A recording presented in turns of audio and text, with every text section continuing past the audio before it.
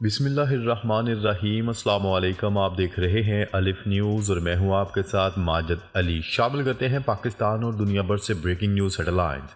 امریکی صدر Joe Biden کا اسرائیل اور حزب اللہ کے درمیان جنگ بندی کا اعلان۔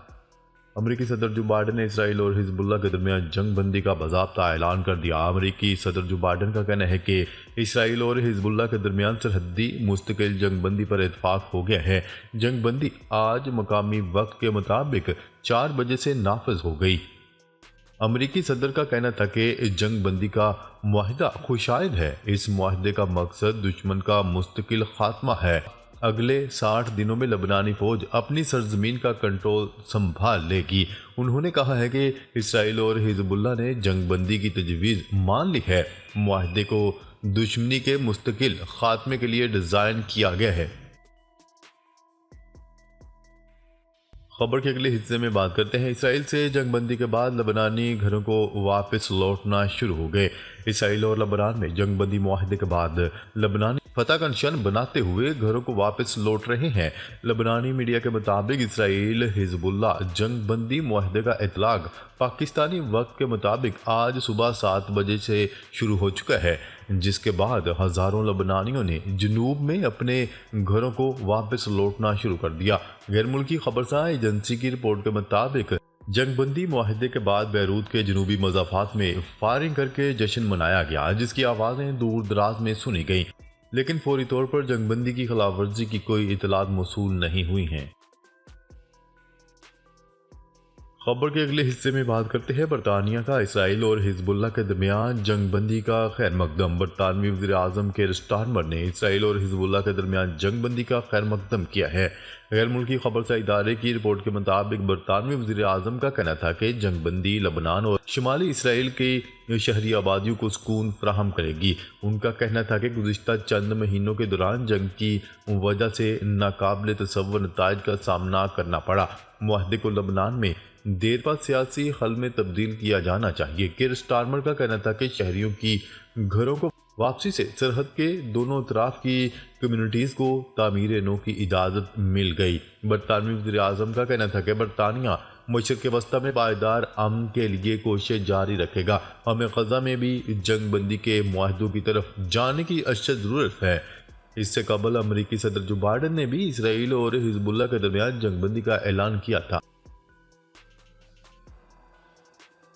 خبر کے اگلے حصے میں بات کرتے ہیں ترکیہ کا غزہ تنازع کے خاتمے تک فلسطینی عوام کی حمایت جاری رکھنے کا اعلان۔ ترکیہ نے غزہ تنازع ختم کروانے تک فلسطینی عوام کی حمایت جاری رکھنے کا اعلان کر دیا۔ میڈیا رپورٹ کے مطابق ترک صدر رجب طیب ایردوان نے کابینہ کے اجلاس کے بعد کہا کہ ہم اپنے فلسطینی بھائیوں اور بہنوں کی پوری طاقت اور وسائل کے ساتھ حمایت جاری رکھیں گے جب تک نسل کشی ختم نہیں ہو جاتی اور غزہ اور فلسطین کو مکمل طور پر آزاد نہیں کر دیا جاتا۔ رجب طیب ایردوان نے کہا کہ ترکیہ تمام بین الاقوامی پلیٹ فارمز پر فلسطین کی حمایت کر رہا ہے۔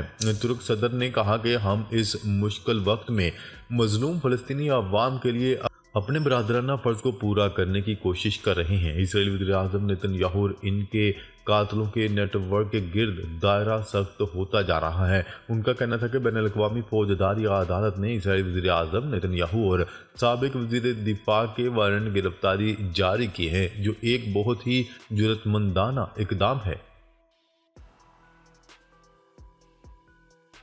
خبر کے اگلے حصے میں بات کرتے ہیں نیتن یاہو کی مشکلات میں مزید اضافہ۔ G7 ممالک نے بھی بڑا اعلان کر دیا۔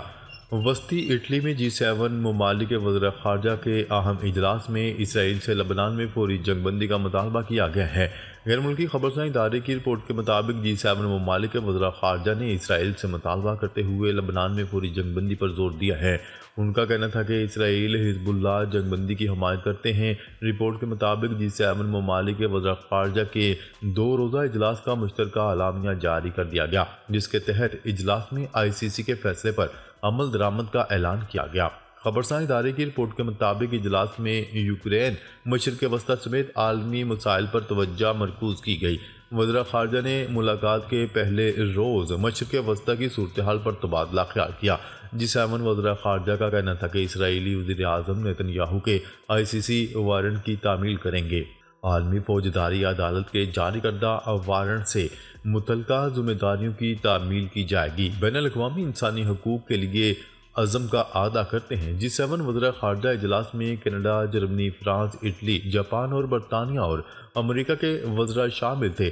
واضح ہے کہ ICC نے گزشتہ ہفتے اسرائیلی وزیر اعظم نیتن یاہو اور سابق وزیر دفاع کے گرفتاری کے وارنٹ جاری کر دیے تھے۔ امریکہ ICC کا رکن نہیں ہے اور اس کی قانونی عملداری کو مسترد کرتا ہے۔ دوسری جانب برطانوی وزیر اعظم کیئر سٹارمر کا کہنا تھا کہ لبنان اور اسرائیل میں امن اور استحکام کے لیے جنگ بندی ہی واحد راستہ ہے۔ خبر کے اگلے حصے میں بات کرتے ہیں چین کی آبنائے تائیوان میں فوجی طیارے بھیجنے پر امریکہ پر شدید تنقید۔ چین نے آبنائے تائیوان سے گزرنے کے لیے گشت کرنے والے A-8 اینٹی سب میرین طیارے بھیجنے اور عوامی سطح پر اس کی تشہیر کرنے پر امریکہ کو سخت تنقید کا نشانہ بنایا۔ میڈیا رپورٹ کے مطابق چین کی مسلح افواج کی ایسٹرن تھریڈ کمانڈ کے ترجمان نے کہا کہ تھریڈ کمانڈ نے آبنائے تائیوان سے گزرنے والے امریکی طیاروں کو قریب سے ٹریک کرنے، نگرانی کرنے اور انتباہ جاری کرنے کے لیے اپنی بحری اور فضائی افواج کو تعینات کیا ہے، جس نے صورتحال کا مؤثر جواب دیا۔ ان کا کہنا تھا کہ امریکہ کے ریمارکس نے قانونی اصولوں کو مسخ کیا ہے اور بین الاقوامی رائے عامہ کو گمراہ کیا ہے۔ انہوں نے امریکہ پر زور دیتے ہوئے کہا کہ وہ اس معاملے کو سنسنی خیز بنانا بند کریں اور مشترکہ طور پر علاقائی امن و استحکام کی حفاظت کریں۔ خبر کے اگلے حصے میں بات کرتے ہیں روس کا یوکرین پر سب سے بڑا ڈرون حملہ، بجلی انفراسٹرکچر کو نقصان، رہائشی عمارتیں متاثر۔ روس نے گزشتہ رات یوکرین پر اب تک کا سب سے بڑا ڈرون حملہ کر دیا۔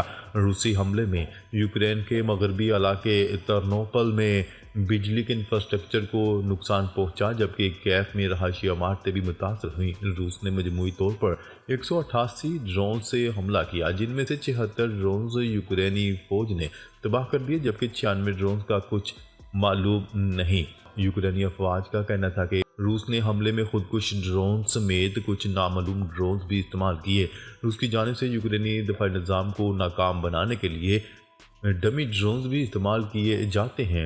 دارالحکومت کیف پر حملہ آور ڈرون میں سے 10 ڈرونز کو مار گرایا گیا، جن کا ملبہ رہائشی عمارتوں پر گرا۔ دوسری جانب یوکرین کے صدر زیلنسکی نے کہا ہے کہ وہ حملوں کو روس کے خلاف پابندیوں، دباؤ اور ہتھیار بنانے کے وسائل تک اس کی رسائی روک کر اور یوکرین کی فوجی امداد بڑھا کر روکا جا سکتا ہے۔ یوکرین کے حکام نے بتایا کہ شمال مشرقی شہر خرکیف میں ہونے والے روسی حملوں میں کم از کم 19 افراد زخمی بھی ہوئے ہیں۔ کیف کے گورنر نے پیغام رسانی کے پلیٹ فارم ٹیلی گرام کو بتایا کہ روسی فورسز نے ایک احاطے کو ہدف بنایا، جس سے 40 سے زیادہ مکانوں کو نقصان پہنچا۔ ایک اور خبر کے مطابق یوکرین کے علاقے اوڈیشہ کے گورنر نے بتایا کہ اوڈیشہ شہر پر ہونے والے راکٹ حملے میں جانی نقصان بھی ہوا ہے۔ روس نے ایک اور حملہ یوکرین کے علاقے زیپوریزیا میں بھی کیا ہے۔ ناظرین، اب تک کے لیے اتنا ہی۔ مزید خبریں لے کر بہت جلد آپ کی خدمت میں حاضر ہوں گے۔ تب تک کے لیے اپنا خیال رکھیے گا۔ اللہ نگہبان۔